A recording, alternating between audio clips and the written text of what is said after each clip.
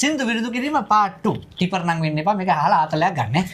ඉදිරිපත් කිරීම මරු ඩබලක් විරිදු කණ්ඩායම පිළියන්දල.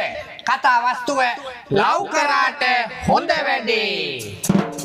කලින් කොල්ලා චොර වුණා අලුත් කෙනා පොර වුණා. හැමදෙනාම එකයි කියලා තේරෙනකොට කොර වුණා. අපි දන්නේම නැතුව ආදරේ හින්දා ඉල්ලං කාලා සාලිය සෝකමාලා වගේ මුපෙමෙන් වෙලිලා.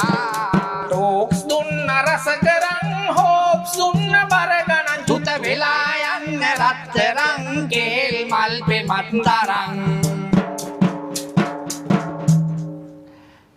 කුමාරිකාව කියනවා මට උඹේ පෙම එපා.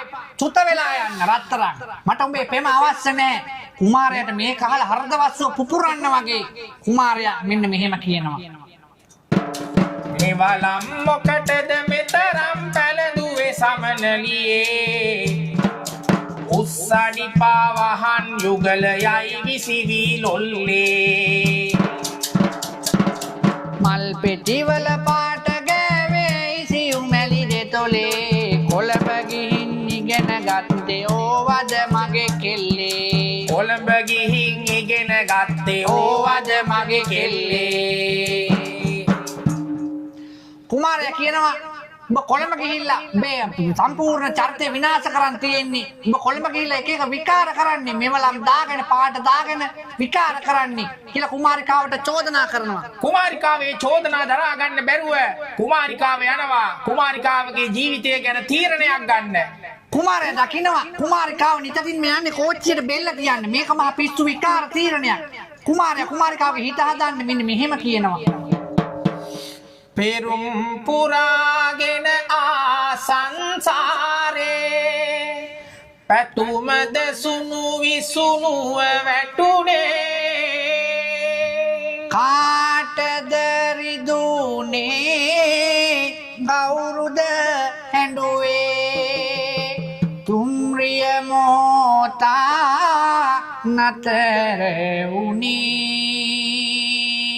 අනේ ඉතින් මේ කුමාරිකාව කෝච්චිය දෙසලා දුවගෙන එනවා දකින්නවා කෝච්චියේ ඉන්න ඍෂිවරයෙක්. ඒ ඍෂිවරයා දන්නවා මේ කෝච්චියේ කුමාරිකාව හැප්පුණොත් මේ ආදර කතාව සුණු විසුණු වෙනවා කියලා. ඒ ඍෂිවරයා අර පටිය ඇදලා කෝච්චිය මොහොතකට නතර කරනවා.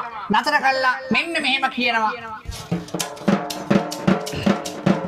මදුනාගල ආසේ දඟ කරන තරු ගනින්න. උණුදිය පොකුණ ළඟදි හැන්දෑවට මුණ ගැහෙන්න. උණුදිය පොකුණ ළඟදි හැන්දෑවට මුණ ගැහෙන්න. ජෝතිෂවරයා කියන උණුදිය පොකුණක් ගාවට එන්න අපි හම්බෙමු. නමුත් ජෝතිෂවරයාගේ අතීතයේ තියෙන්නේ කුමාරයාව උණුදිය පොකුණට තල්ලු කරලා කුමාරිකාව අයිති කරගන්න. කුමාරයාට මෙය වැටහිලා තරහා යනවා, කේන්ති යනවා, කිපෙනවා. ඔහු මෙහෙම කියනවා. තනමල් විල මල් පිපුණත් නම් නීතියට ඒ සියලුම මල් වල ඇති සුවඳ සිතාදියට. ඉරිමල් විය ඉඟි කෙරුවත් ඉඳුවර නීතියට. සිත් මල ලං කරන්න එපා ඇවිලෙන පාපයට. සිත් මල ලං කරන්න එපා ඇවිලෙන පාපයට. කුමාරයාට තේරෙනවා මේ ඍෂිවරයා කියන්නේ තනිකරම තෘෂ්ණාකාරයෙක් කියලා. ඍෂිවරයා තෘෂ්ණාකාරයා. ඍෂිවරයා හදන්නේ උණුදිය පොකුණට තමන්ව තල්ලු කළ කුමාරිකාව අයිති කරගන්න. කුමාරයාට මේ වැටහිලා කුමාරයා මෙහෙම කියනවා. අනේ උඹේ අම්මට